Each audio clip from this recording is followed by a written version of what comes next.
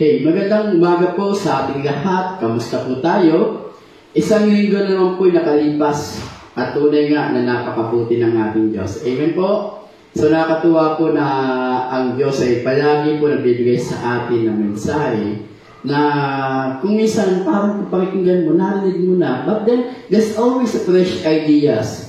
Di ba? Lagi may bagong mensahe ang Panginoon. Ganun po siya kabuti. Even last week, last Wednesday, kung napanood po ninyo yung mensahe ng Panginoon, di ba? Anong buhay nga ba yung gusto mo? Napagan ng katanungan. Pero, hindi mo siya masasagot, hindi mo siya papanoorin. So, I encourage you po, no? Bawat isa po sa atin, no? Ikaw man ay nandito o nasaan ka man, every Wednesday po and Sunday, lagi po may message siya binibigay ang Panginoon para po sa ating lahat. So, subaybayan po natin yung mga mensahe po ng ating Panginoon. Ganun po siya kabuti sa buhay po natin. Bagamat tayo po ngayon ay online lang po, o tinatawag nating video message, but I do believe na anointing ng Panginoon ay lagi pong naroon. At ngayon po, kung kayo po may anak naman po, syempre mga bata, sometimes hindi rin po nila kayang unawain yung ganitong mensahe.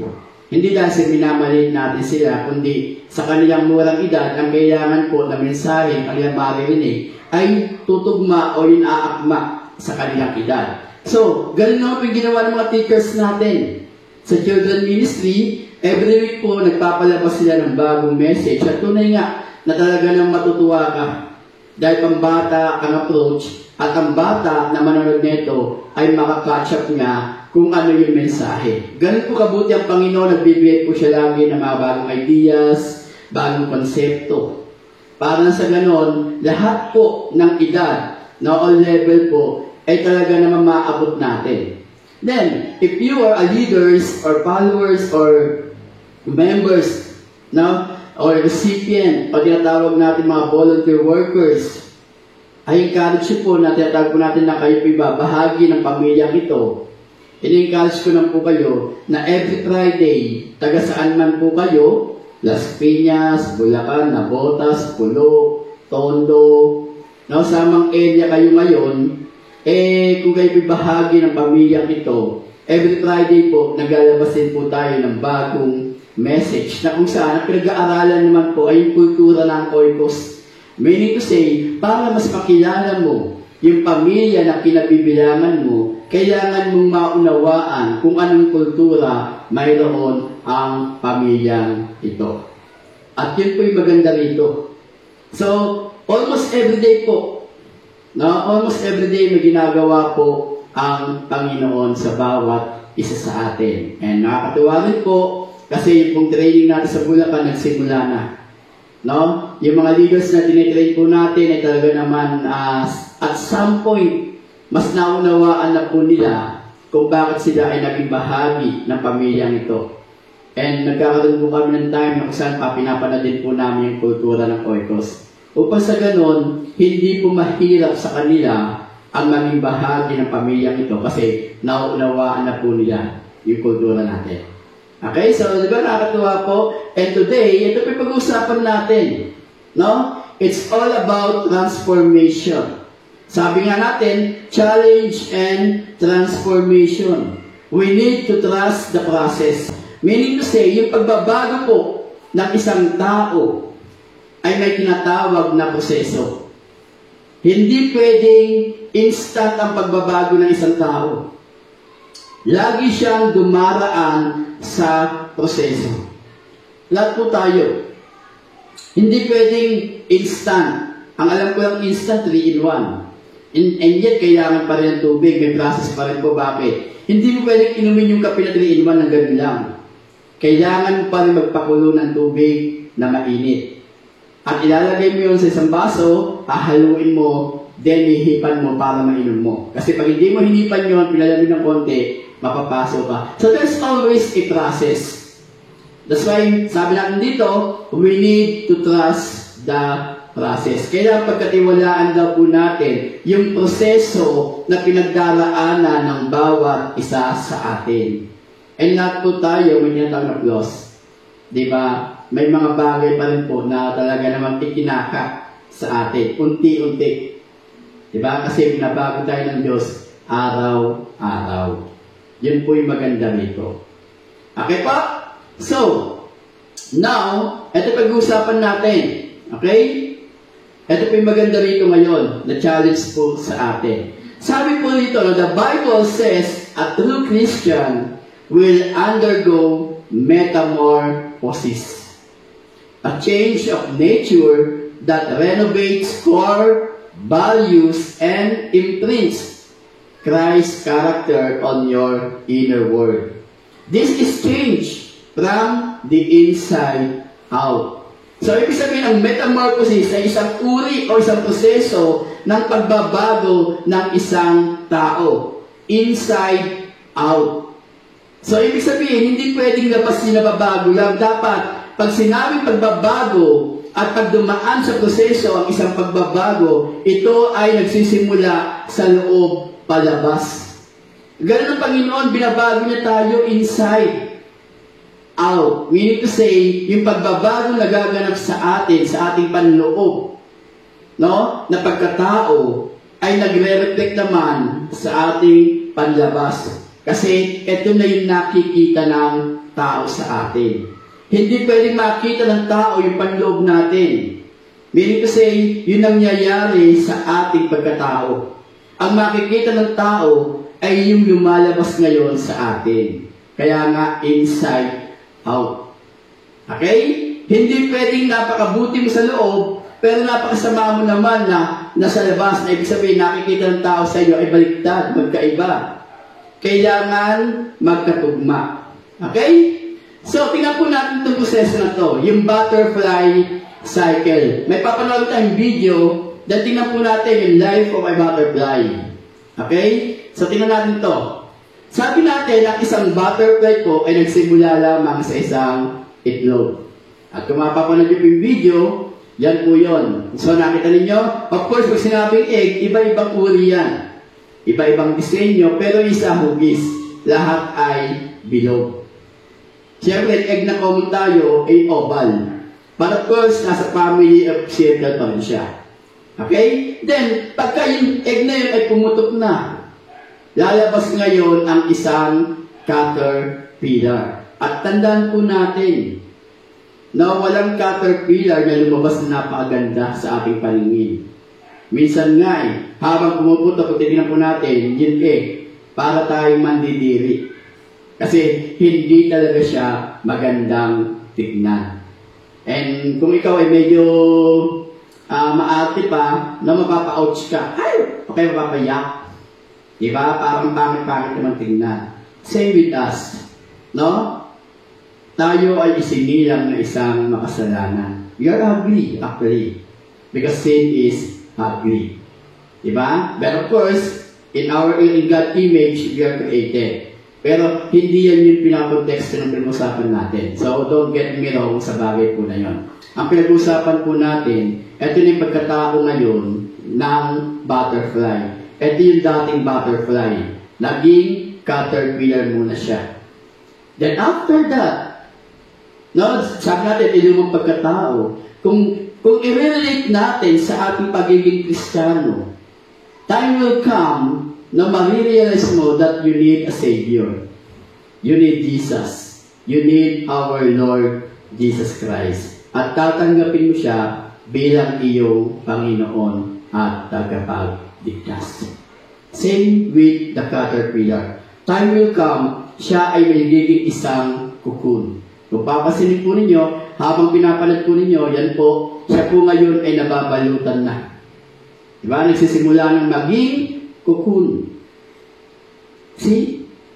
Then, time will come for how many days? Siya po ay lalabas sa cocoon. Same thing with us. The moment po na tinanggap natin ang ating Panginoong Jesus, no? We will be covered by His blood. We will be saved. At yung lumang pagkatao natin ay mawawala. No? Same thing with the butterfly. Yung kanyang pagiging caterpillar ay mawawala. may iwan dun sa kukun. Meaning to say, yung ating lumang pagkatao ay binayaran na ng ating Panginoon. And the moment na tinanggap mo ang Panginoon, ikaw ngayon ay isa ng magiging magandang butterfly. That's why if you look, all the images of the butterfly, ang ganda-ganda. Same thing with us. Di ba tayo rin po ganun? Nagkaroon po ng restoration. Nagkaroon po ng kaayusan. Yung dating pagkatao natin, wala na. At tayo ngayon ay isa ng bagong nilalang like the butterfly. And remember, walang butterfly na bumalik sa kanyang pagiging caterpillar. Okay? Ito yung maganda rin is butterfly. Ang butterfly ay mamamatay ng isang butterfly. Hindi pwedeng mamatay ang butterfly dahil bumalik siya sa kanyang pagiging caterpillar. Okay, now with us, ganun tayo. Diba? And our prayer is this, na sana, kung kukunin tayo ng Panginoon sa ating bagong pagkatao. Wala na yung luma, kundi tayo ay isa ng bago. See? Nakita niyo? Nagsimula sa itlog, diba? In life cycle ng butterfly, then naging caterpillar. Then, naging cocoon. After na maging cocoon, siya ay naging isa ng butterfly. That's our life. At yung life cycle ng butterfly. And our Christian life, ay ganito rin. Kaya lang, ang tanong, kung ikaw ay binago na, bakit ka pa gumagapang? Di ba? Kaya ang tanong kadalasan ganito eh. Kung ako'y binago na, bakit pa ako gumagapang? Kung ako'y binago na ng Panginoong Hesus, bakit pa ako gumagapang? And basahin po natin to sa aklat po ng Efeso, chapter 4. Okay? Verse 17 to 24. Samahan niyo po ako, habang kayo ay nanonood, habang kayo ay nakikinig. Samahan niyo po ako, nabasahin po natin to. Sa verse 17, ang linaw po, sabi rito, sa pangalan ng Panginoon, ito ang sinasabi ko sa inyo. Huwag na kayong mamuhay tulad ng pamumuhay ng mga walang pananampalataya sa Diyos. Walang kabuluhan ang kanilang iniisip. Verse 18, at wala silang pangunawa dahil sa kanilang kamangmangan at katigasan ng ulo. Wala silang bahagi sa buhay na kaloob ng Diyos. Verse 19, sila naging alipin ng kahalayan at wala na silang kahihiyan kaunti man lamang. Wala na silang inaatupag kundi pawang kalaswaan. Verse 20 and 21, hindi ganyan ang natutuhan ninyo tungkol kay Kristo. Napakinggan na ninyo ang aral ni Jesus at natutuhan na ninyo ang katotohanan nasa Kanya. Iwanan na ninyo ang dating pamumuhay, hubarin na ninyo ang inyong dating pagkatao na napapahamak dahil sa masamang pagnanasa. 23, magbago na kayo ng diwa at pag-iisip. And verse 24, ganda. At ang dapat ninyong isuot ay ang bagong pagkatao na nilikhang kalarawan ng Diyos at nahayag sa matuwid at banal na pamumuhay ayon sa katotohanan. Okay, so yan po yung verse natin. Yan po yung talata. From inside out. Mula sa ating lumang pagkatao, ipinakita sa atin kung sino tayo noon. At kung tinanggap natin ang Panginoon, sino ka ngayon? At ano yung mga bagay na dapat mong hubarin? At ano yung mga bagay na dapat mong isuot? Dahil ikaw ay isa ng bagong nilalang. Number 1, keep your eye on the target. Remember sa mga naglalaro ng dart? Di ba? Pag ikaw ba ay naglaro ng dart, anong target mo? Of course, yung bullseye, di ba? Yung cherry. Yung sasabi natin, yung pinakagitna. Yun yung pinaka-target natin. And even tayo ngayon, nung tayo, ay nilikha ng Diyos, Nilikha tayo para sa Kanya. Pero dahil tayo ay bumagsak, tayo ay makasalanan, no? Nung time na binigay niya ang Kanyang anak, walang iba kundi ang ating Panginoong Hesus. Ang naging goal natin is to be Christ-likeness, is to become like Christ. Meaning to say, keep your eye on the target. At ang target natin is Christ-likeness. Kaya nga po sa aklat ng Efeso, chapter 4, verse 17, dito po yung ikot, yung pag-uusapan natin. Sa pangalan ng Panginoon, ito ang sinasabi ko sa inyo. Huwag na kayong mamuhay tulad ng pamumuhay ng mga walang pananampalataya sa Diyos. Walang kabuluhan ang kanilang iniisip. Okay? Verse 18, at wala silang pangunawa. Dahil sa kanilang kamangmangan at katigasan ng ulo, wala silang bahagi sa buhay na kaloob ng Diyos. Sila'y naging alipin ng kahalayan at wala na silang kahihiyan kaunti man lamang. Wala na silang inaatupag kundi pawang kalaswaan. Hindi ganyan ang natutuhan ninyo tungkol kay Kristo. So, keep your eye on the target. Ano yung pinaka-target natin? Sabi natin, becoming like Christ is our calling. No? Ang maging katulad ng ating Panginoong Jesucristo ang siyang pagkakatawag natin. Your purpose for breathing. Meaning to say, yung layunin mo. Yung layunin ng iyong paghinga. And your reason for living. Yung dahilan ng iyong pamumuhay. There's no other way kundi ito'y sa ating Panginoong Jesus. It's all about Jesus. No? Ito lang po yung dahilan ng ating paghinga. Ito yung layunin natin ng ating pamumuhay. The center of it all is Jesus. Everything else is secondary. Pangalawa na lamang daw yung ibang bagay. Okay? So we need to keep our eye on the target. And our target is to become like Christ. O tinatawag natin Christ-likeness. Then number 2, ang sabi nito, we need to cut all ties to your former life. Okay? Putulin daw po natin lahat ng bagay na nag-uugnay pa sa ating lumang pagkatao. Ano yung lumang pagkatao mo? And I'm sure, kung tatanungin kita, mapapaisip ka ngayon, sino ba ako dati? Diba? Anong buhay ba ang mayroon ako noon? At anong buhay ang mayroon ako ngayon? Kaya kung papipiliin ka, sabi nga nila sa Wednesday, anong uri ng buhay ang gusto mo? Kung i-relate natin to, yung buhay ba noon, nung wala ka pang pagkakilala sa ating Panginoon, o yung buhay mo ngayon, na ikaw ay may pagkakilala na sa ating Diyos. Kaya sabi nito, we need to cut all ties to our former life. Kaya nga sa verse 22, sabi dito, no, iwanan na ninyo ang dating pamumuhay. Hubarin na ninyo ang inyong dating pagkatao na napapahamak dahil sa masasamang pagnanasa. Ito yung maganda rito. Ito yung advice ni Pablo. Dahil alam natin kung anong uri ng pamumuhay mayroon si Pablo noon.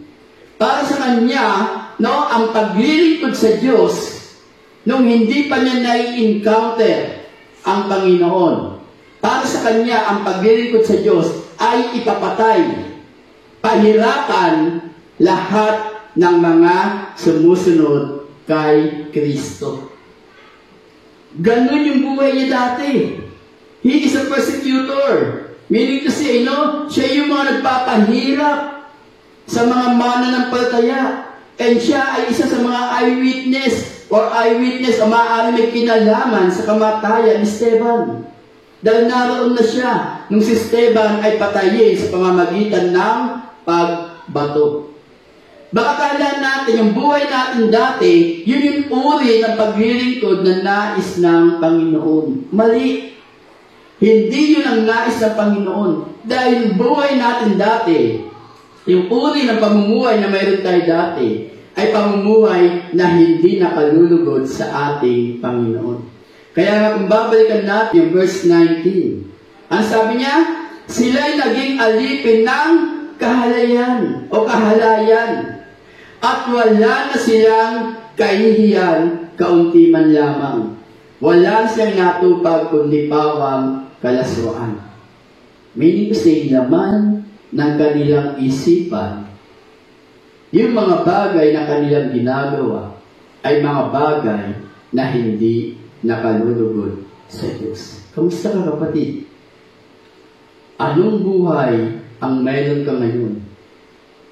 Ano yung buhay mo dati? Nasasabi rito, you need to cut all ties to your former life. Kailangan daw po na putulin na natin yung mga bagay na nag-uugnay sa buhay natin noon. Ano yun? Kaya kung tatanungin ko kayo ngayon, at kung bibigyan ko kayo ng pagkakataon para kausapin ang inyong sarili o siyasatin ang inyong sarili, ano yung buhay mo dati na up to now, nasasabi natin, ikaw ay nag-aalmas ka sa kukun. Natapos na yung stage ng buhay mo ng pagiging kukun. At ikaw ay isa ng bagong nilalang. Baka mamaya, mayroon ka pang buhay na ginagawa dati, na ginagawa mo rin hanggang ngayon. Hey, ang sasabi lang dito ng Panginoon, we need to cut all ties to our former life. Kasi sabi nga ni Pablo, di ba? Iwanan na ninyo ang dating pamumuhay. Hubarin na ninyo ang inyong dating pagkatao na napapahamak dahil sa masasamang pagnanasa. Baka mamaya may mga unforgiveness ka pa rin dyan. Hindi lamang yung ginagawa natin, but even yung nilalaman ng ating puso. Baka punong-puno ka pa rin ng galit up to now.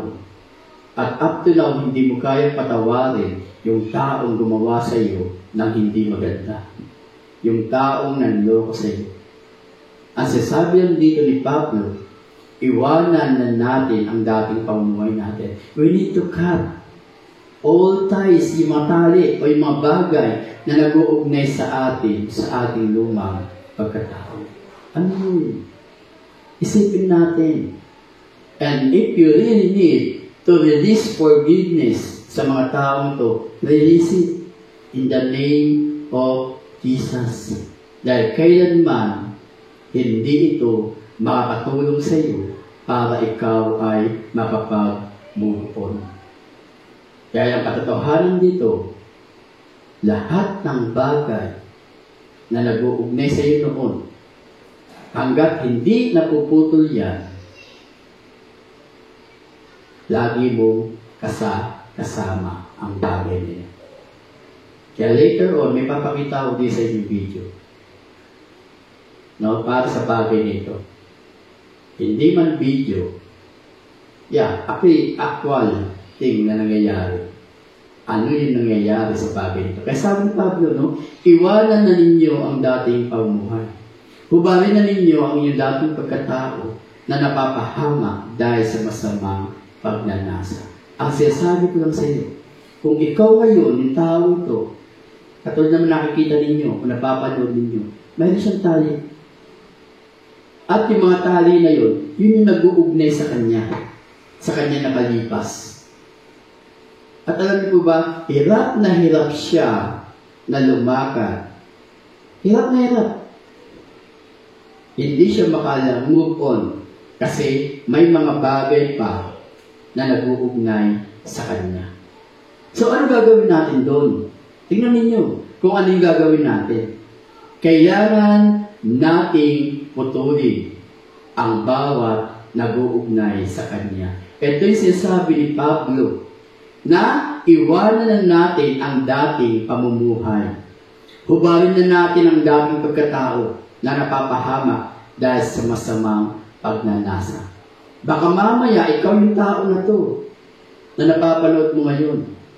Na sinasabi mo, ikaw ay isa ng bagong nilalang, but the truth, ang katotohanan dito, ikaw ay may kaugnayan pa sa dati mong pagkatao. Okay? Sinakita niyo po, ano niyo? Tingnan niyo. Ito yung nangyayari. At ang tanging gagawin lang po natin, puputulin natin ang bagay nito.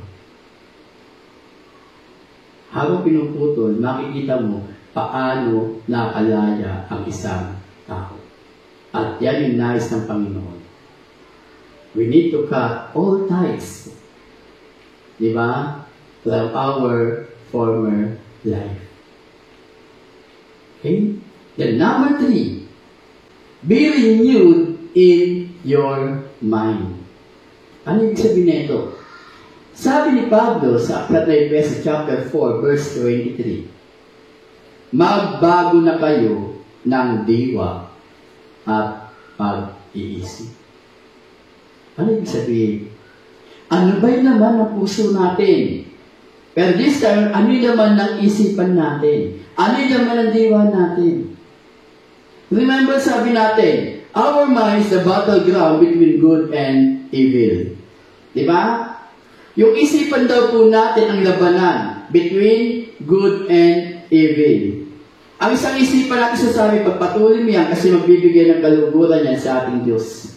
Isa naman sabi niya, huwag mong gagawin yan. Maahadlangan ka, hindi mo may enjoy yung buhay mo. Hindi mo ba alam na napakasarap gawin yan? But our mind, ang sinasabi niya, hindi maganda yan kasi kasalanan yan. Pero sinasabi ng kabila, gawin mo yan, tama yan. Okay yan.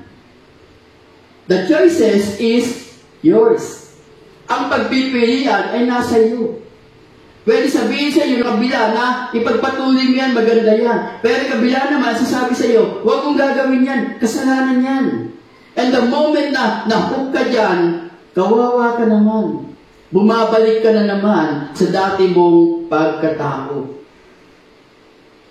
Diba? Remember, ang sasabi sa atin ni Pablo, magbago na kayo ng diwa at pag-iisip. Actually, patuloy ko sabihin ko po sa inyo, no? Yung laman ng isipan natin, yung mga bagay na iisipin po natin, choice po natin yan. Tama? Kung iisipin mo, yung dati mong boyfriend, choice mo yan. Diba? Kung iisipin mo, yung nakalipas mo, yung nakaraan mo, choice mo yan. At pwede mo rin maging choice na kalimutan yung nakaraan. At choice mo rin kung ano ang ilalagay mo sa iyong isipan. Kaya sabi dito ni Pablo, magbago na kayo ng diwa at pag-iisip. It's your choice. Ano yung gusto mong ilagay sa iyong isipan? It's your choice. Ano yung gusto mong isipin? It's your choice. Ganun lang naman po yun Yun po yung buhay natin. Ang lahat ng bagay na nangyayari sa atin is a decision to make. Tama? Kung isipin mo ngayon ay kung paano magbibigay ng kaluguran sa Diyos, it's your choice. Decision mo yan. Diba? Kung ang pagpapasya na gagawin mo ngayon ay magmumukmuk ka sa isang lugar, iisipin mo yung nakaraan, choice mo yan But don't forget, now that you are a butterfly, na ikaw ay isa ng bagong nilalang, ikaw ay isa ng lingkod ng Panginoon, ikaw ay isa ng follower ni Christ, ang laman dapat ng isipan natin at ng diwa natin ay walang iba kundi patungkol sa ating Panginoong Jesus. That's it. Ganun lang po kasimple yun. Ganun lang kasimple yung bagay na yun. At ang nais ng Panginoon ngayon sa atin, kaya nga sabi niya kay Pablo, isulat mo ito. Remember, di ba, yung mga tao, hindi yan basta sulat. Di ba? Sila ay, kinasin ng banal na Espiritu para isulat yung mga bagay nito. Kasi sabi natin, ang sabi ng Panginoon ngayon sa atin, magbago na kayo ng diwa at pag-iisip. Ganun lang po kasi yun. Then number 4, put on a new you. Ilagay daw po natin, isuot natin, yung bagong pagkatao na mayroon tayo. Ano yun? Sabi sa verse 24, at ang dapat ninyong isuot ay ang bagong pagkatao na nilikhang kalarawan ng Diyos. At nahayag sa matuwid at banal na pamumuhay ayon sa katotohanan. Ito yung nais ng ating Panginoong Hesus. Di ba? Isuot daw natin ang ating bagong pagkatao na nilikhang kalarawan ng Diyos at nahayag sa matuwid at banal na pamumuhay ayon sa katotohanan. Ang tanong ngayon, kamusta kapatid? Kamusta yung buhay Kristiyano natin? Ikaw ba yung Kristiyano na patuloy na na ginagawa pa rin yung mga bagay na hindi nagbibigay kaluguran sa ating Diyos? Baka mamaya, ang ginagawa mo lamang ngayon ay mga bagay na gusto mo lang. Ang sabi dito, isuot daw natin ang bagong pagkatao na nilikhang kalarawan ng Diyos. Ang nais ng Panginoon ay simple.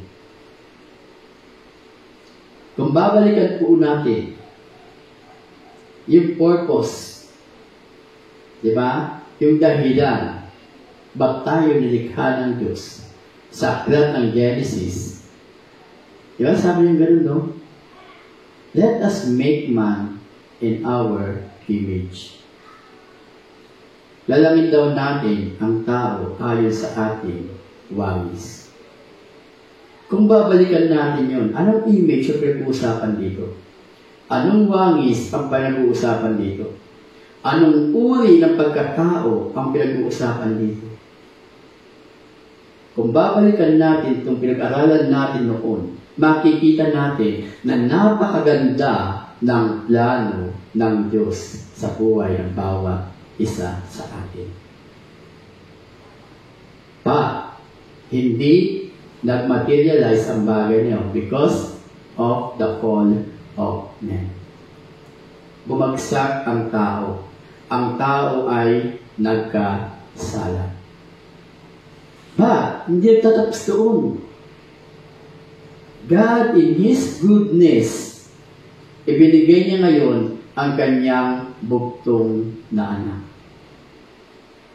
And the moment na tinanggap mo ang Panginoong Hesus, then doon dumating yung restoration.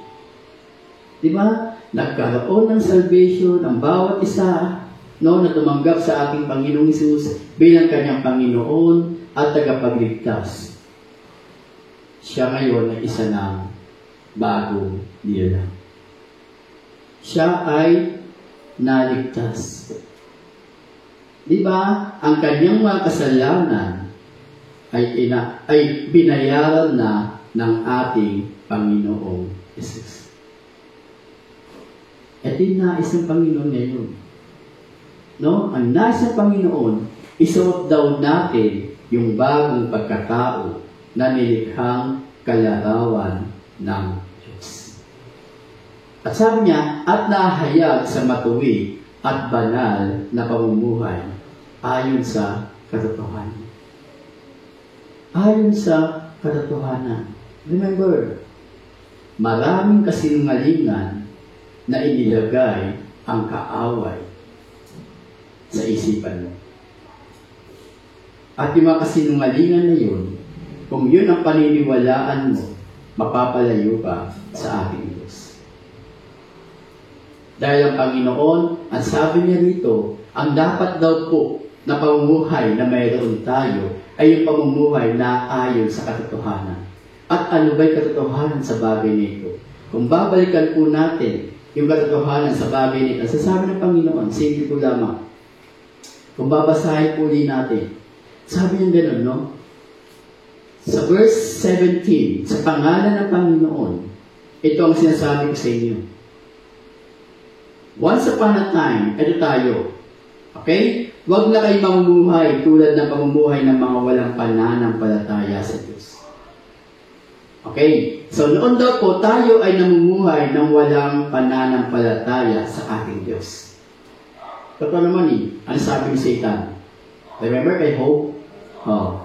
Anong pag-uusap ni Satan at ni God? Kaya lang naman sumusunod sa iyan. Kaya lang naman naglilingkod sa iyo kasi binigay mo na lahat. Siyempre, dahil wala na siyang isipin pa, kaya maglilingkod sa iyan. No, pero hindi pinasubukan yung faith na mayroon si Hope. Tinanggal lahat ng kanyang kayamanan. Lahat na mayroon siya. Pati ang kanyang 10 anak namatay. And yet, nanatili yung pananampalataya na mayroon si Hope sa ating Diyos. Kasi sabi ng Panginoon, no, tayo noon ay namumuhay ng walang pananampalataya. Dahil walang kabuluhan ng kanilang iniisip. Totoo naman yun naman ang ating isipan ay walang kabuluhan. At wala silang pangunawa dahil sa kanilang kamangmangan at katigasan ng ulo. No? Lahat ng hindi walang bahagi sa buhay na kaloob ng Diyos. Ito tayo noon. Pero sabi ng Panginoon sa atin, isuot daw natin yung ating bagong pagkatao. At yung bagong pagkatao na yun, ito yung pagkatao na naayon sa katotohanan. Dahil walang ibang katotohanan na pinag-usapan dito, kundi ang ating Panginoong Jesus. Kaya kung pag-usapan natin, kung isipin natin, anong buhay ang mayroon tayo noon na dapat ay hindi na nakikita ngayon dahil ang ating isusuot ay ang ating bagong pagkatao. Kaya nga, nung time na tinanggap natin ang ating Panginoong Jesus, ito yung time na kung saan ibinalik niya yung mga bagay na para sa atin. Nagkaroon ng restoration. Nagkaroon ng reconciliation. At ito yung katotohanan na nais ng Panginoon na ating makita. Kaya nga sa aklat ng Galatia chapter 2 verse 20, sabi nito, no, hindi na ako ang nabubuhay ngayon, kundi si Kristo na ang nabubuhay sa akin. We are now like a butterfly. Di ba? Lalabas na yung totoong kulay natin. Dapat lumalabas na yung totoong ganda ng buhay na mayroon tayo. At mangyayari lamang yan kung totoo na si Kristo ang nabubuhay sa atin. Kaya matutunan ko sa aklat po na Efeso na ito kung pag-aaralan po natin. Ang sasabi lang dito, no, let us focus on our target. Di ba? Tingnan daw natin. No, let us keep our eye on the target. Saan yung target? Di ba? To become like Christ. Yung sasabi natin, Christ-likeness. Then let us cut all the ties to our former life. Putulin na lang natin lahat ng mga bagay na nag-uugnay sa atin, sa ating lumang pagkatao. Kaya kung babalikan natin yung illustration kanina, yung ties na yun, ito yung mga bagay na nag-uugnay sa tao. Na bagamat sinasabi niya na siya ay isa ng bagong nilalang, pero katotohanan, may mga bagay pa na nag-uugnay sa kanya, sa kanyang nakalipas. And we need to cut all those ties. Kaya ginawa natin, pinutol natin yun. Diba? At makikita ninyo doon, may mga nakalagay, unforgiveness, ano pa, guilt, galit, lahat. Okay?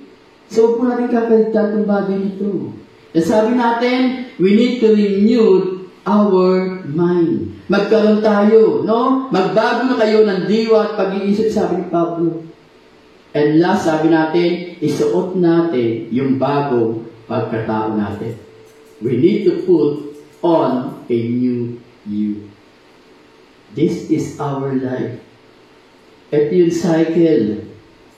No, kung napanood natin, yung life of a butterfly, yung cycle ng buhay ng isang butterfly. Same thing with us.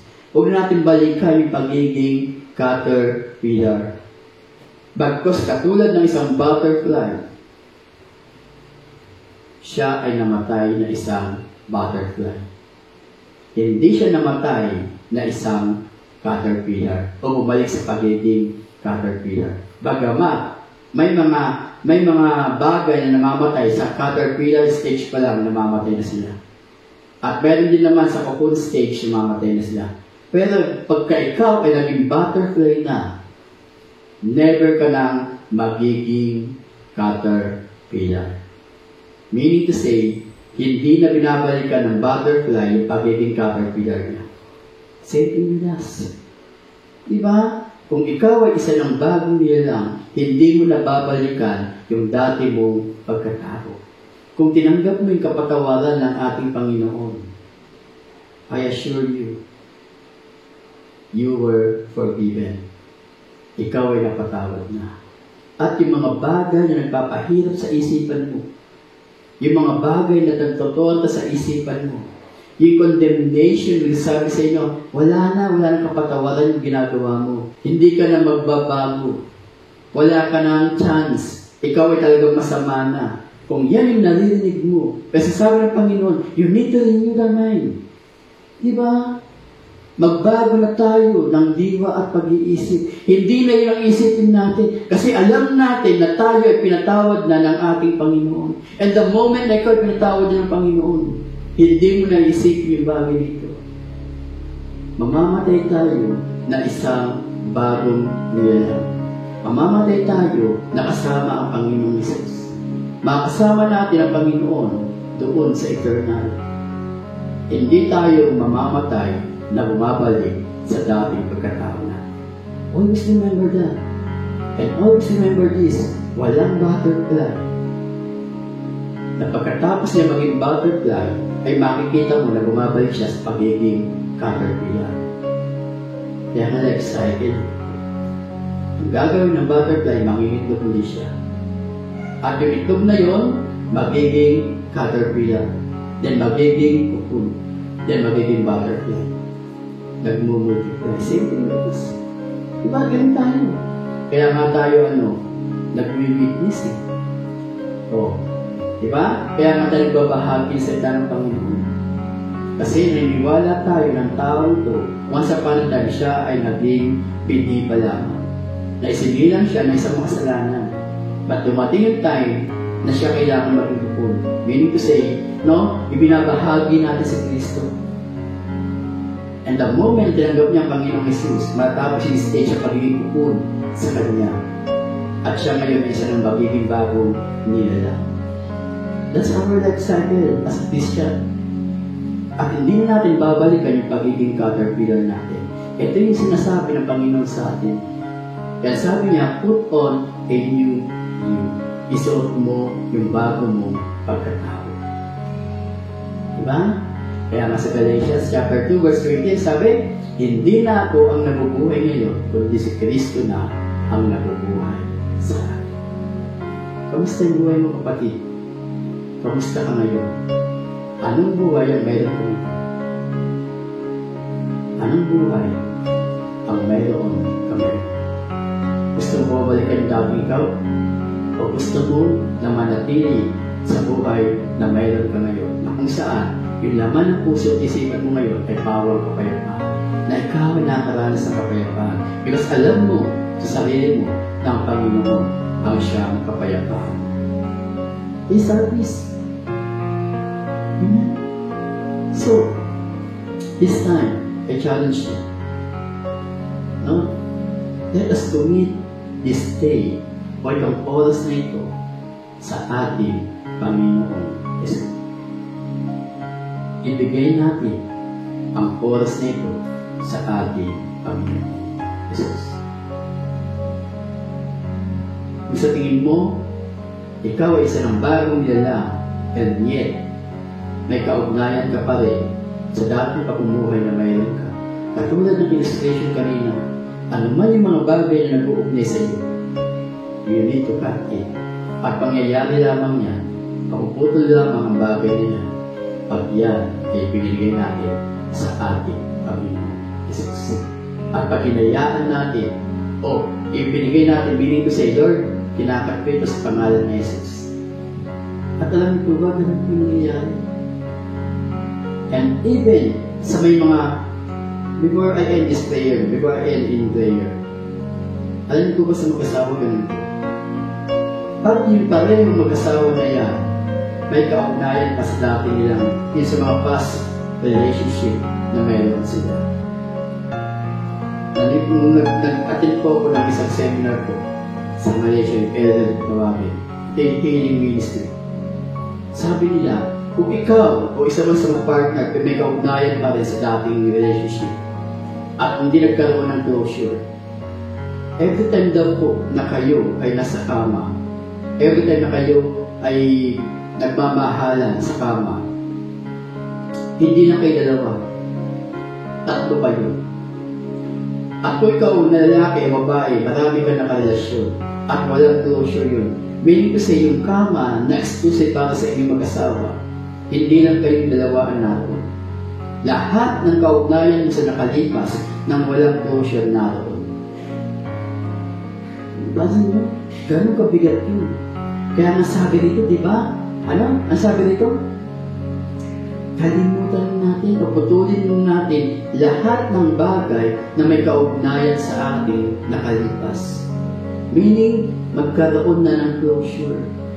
At even sa pagpapatawad, kung up to now, hanggang ngayon, dala-dala mo yung mga bagay na nagpapabigat sa iyo, you need to release forgiveness sa mga tao na nagkasala sa iyo. You need to cut all those ties na nag-uugnay sa iyo noon sa nakalipas mo. At isasabihan po natin, paano tayo makapag-move on? Paano tayo magpapagsimula kung tayo ay mayroon pang kaugnayan sa ating nakalipas? Sumali po sa panalangin. And if you think kailangan nyo magkaroon ng closure, let us pray. No? Sundan nyo yung panalangin na gagawin natin ngayon. And I will tell you, at yung nais ng Panginoon sa atin ngayon, magkaroon tayo ng closure sa mga nakalipas natin. Nang sa ganoon, makapagsimula tayo, makapabuhay tayo, katulad sa butterfly na walang iniisip na babalik ang caterpillar. Dahil yung caterpillar na yun, the moment na siya naging full, wala na yung caterpillar. Ang nakita na ay isa ng butterfly. Sana ganun din po tayo. No? Nung tayo na tinanggap natin ang ating Panginoong Jesus, yung pagiging caterpillar ay mawawala na. Hindi na natin babalikan pa yung dati nating pagkatao. Kung naisip ko, sundan niyo po yung panalangin na gagawin ko. And we will cut all the ties na nag-uugnay sa ating nakaraan. And this time, now is our gesture.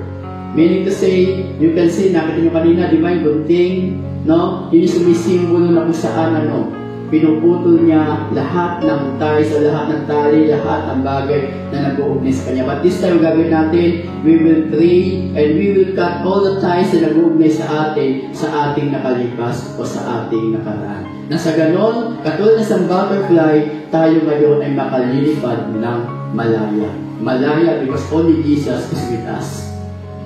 Diba? Malaya dahil ang Diyos lamang ang kasama natin. Because our mind, no? Ang ating isipan ngayon ay isa ng bago. Ang diwa at isipan natin ay wala nang ibang laman kundi mga bagay na magbibigay kaluguran sa ating Diyos. Okay? Sanay po yung panalangin na gagawin ko. Ni-challenge you. Magkakaroon ngayon ng redemption. Magkakaroon ngayon ng freedom. Makalaya tayo pare-pareho. Hallelujah. Close your eyes. Kung meron po dito, sundan niyo po yung panalangin na gagawin po natin. And I will lead you in prayer.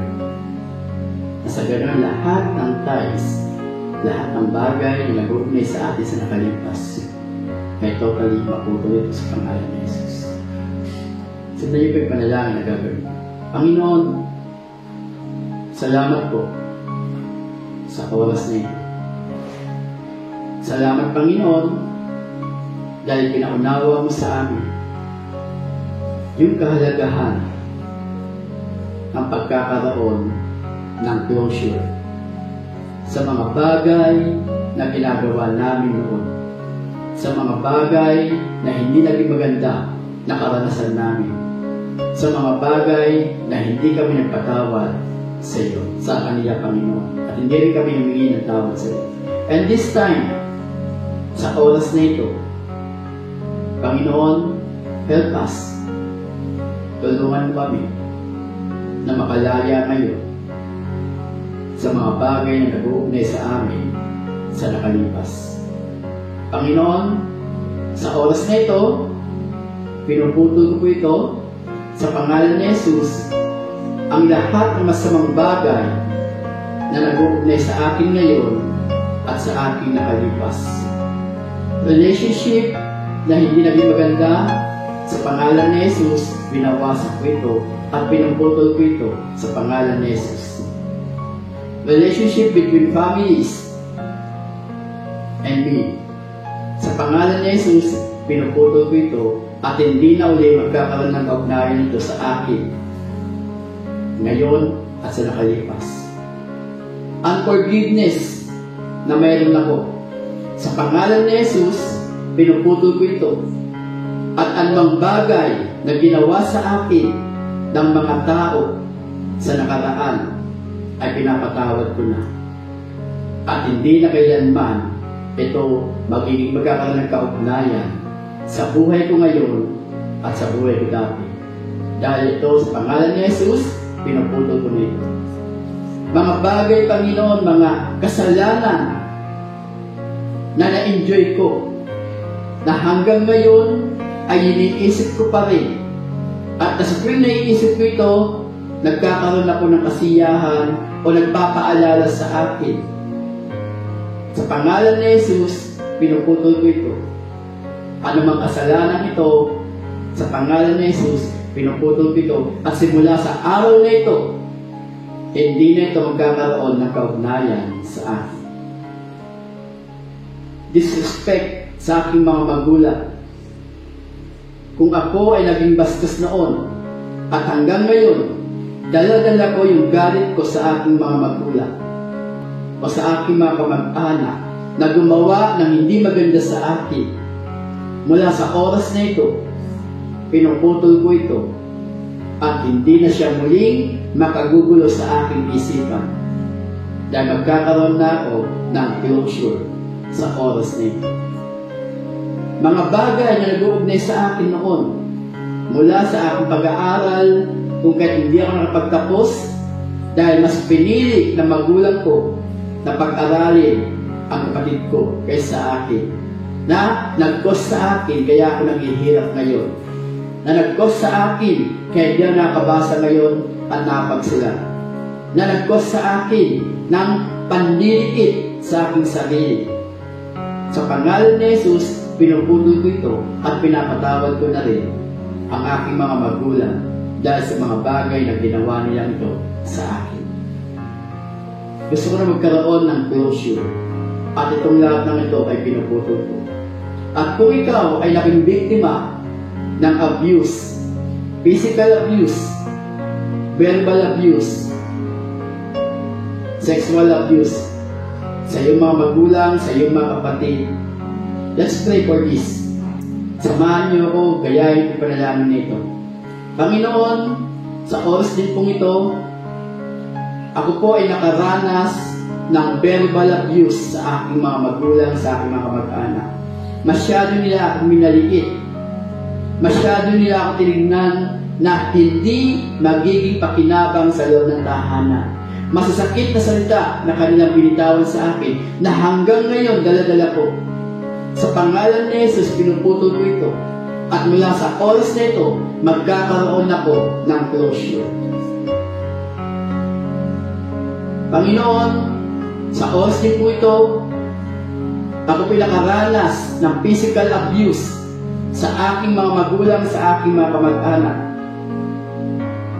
Mula sa oras na ito, pinapatawad ko na rin po sila at pinuputol ko po ito dahil ito'y nag-uugnay sa akin ngayon at sa aking nakalipas. Nire-release ko ang aking sarili sa oras na ito. At ako po, Panginoon, ay nakaranas din po ng sexual abuse sa aking mga magulang, sa aking mga kamag-anak, o sa mga tao malalapit sa akin. Mula sa oras na ito, hindi na siya magiging laman ng aking isipan. Dahil mula sa oras na ito, pinuputol ko na ang lahat ng bagay na nag-uugnay sa aking buhay ngayon at sa aking nakalipas. Sa pangalan ni Jesus, sinusurrender ko ang lahat ng ito. At hindi na ito magiging kaugnayan ng buhay ko sa ngayon at sa nakalipas. Dahil mula sa araw na ito, inire-release ko na ito sa pangalan ni Jesus. Kung kayo po yung mga tao na ito, nanalangin para dito, hayaan niyo po na ipag-pray ko po kayo sa pagkakataon po ito. Panginoon, may mga tao na ito talaga. Naniniwala ako, Panginoon, at the back of their mind, naintindihan po nila ang mensahe na pinigay ko. And Lord, yung decision na kanilang ginawa ngayon, ito yung decision na kung saan sinasabi nila, mula sa oras na ito, mula sa araw na ito, pinapalaya na nila ang kanilang sarili mula sa kaugnayan nila sa nakalipas. Kaya Lord, sa oras na ito, nagpapasalamat kami dahil pinalaya mo ang mga tao. Salamat, Panginoon, for cutting all the ties, Panginoon God, to our former life. And now, like a butterfly, kami, Panginoon God, ay hindi pa na walang isipin, kundi ikaw lamang, dahil ikaw yung kasama namin. Salamat, Panginoon. Napakabuti mo. Napakabuti mo. Pinupuri ka namin, sinasamba ka namin, and nag-pray sa mga taong ito. Patuloy nga po, Lord God, na ikaw yung magbigay ng kapayapaan sa bawat isa. Salamat, Panginoon. Salamat, Panginoon God. Ito ang aming dalangin sa pangalan ni Jesus. Amen. Amen. Amen. Kung kayo po ay nanalangin kanina, sinundan niyo po yung panalangin na ginawa po namin, don't hesitate po na kontakin po kami. And we're more than willing po na i-follow kayo sa bagay na ito. We want to help you na kung saan gusto namin kayo ay makalaya rin sa mga bagay na ito. Okay po? At muli, lagi po namin sinasabi, sa pagtatapos po ng mensahe, ipinabalik po namin ang pinakamataas na papuri sa ating Diyos. Dahil ang Diyos lamang ang dapat na mapapurihan. Sa Diyos ang papuri.